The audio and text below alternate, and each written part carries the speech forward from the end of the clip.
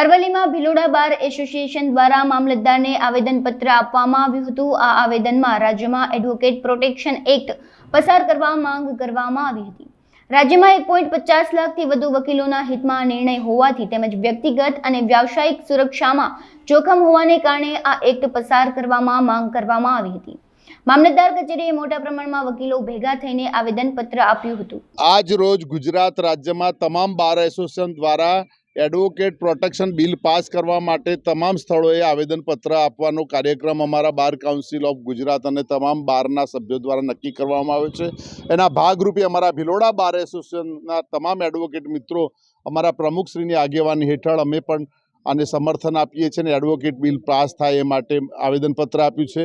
જ્યારે એડવોકેટ એક સામાજિક વ્યક્તિ છે, સમાજમાં સારું નરસું થાય તે જોવું અને નૈતિકતાની જેની જવાબદારી રહેલી છે અને કંઈક અઘટિત ઘટના બનતી હોય તેમાં ઉજાગર કરવી એ પણ એડવોકેટની ફરજનો એક ભાગ છે।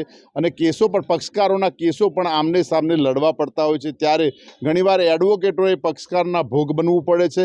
ખોટી ફરિયાદો થતી હોય છે, ક્યાંક હુમલાઓ થતા હોય છે, એડવોકેટના પરિવાર ઉપર વેરમનસ્ય રાખી હુમલાઓ થતા હોય છે, ક્યાંક હેરાન કરવામાં આવતા હોય છે। એ માટે એડવોકેટ બિલ પાસ થાય અને એડવોકેટશ્રીને રક્ષણ મળી રહે એ માટે એડવોકેટ પ્રોટેક્શન બિલ ગુજરાત રાજ્યના વિધાનસભામાં પાસ થાય તે માટે ગુજરાતના મુખ્યમંત્રીશ્રી અને આપણા ગુજરાતના મહામહિમ રાજ્યપાલશ્રીને મામલતદારશ્રીના માધ્યમથી આવેદનપત્ર પહોંચાડવા માટેનો અમે કાર્યક્રમ હોય અમે આવેદનપત્ર આપ્યું છે।